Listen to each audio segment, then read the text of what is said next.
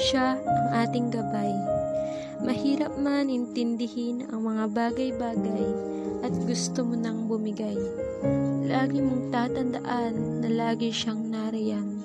Ikaw ay kanyang gagabayan. Gaano man kahirap ang pinagdadaanan natin at ramdam mong sa problema mo'y wala ka ng lusot.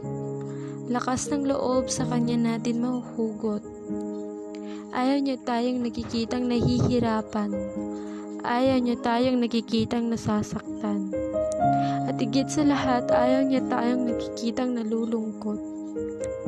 Mga oras na gusto mo nang sumuko at mabigyang solusyon ang problema mo, lagi mong tatandaan na hindi ka niya bibigyan ng pagsubok na hindi mo kayang lagpasan. Lahat ng mga tao ay may kanya-kanyang problema. Ang mahalaga ay maging matatag ka. Wag na wag mong kakalimutan na manalig sa Kanya. Dahil sa Kanya, lahat posible nating magagawa. Mga kapatid, oras na para isuko ang iyong buhay sa Diyos.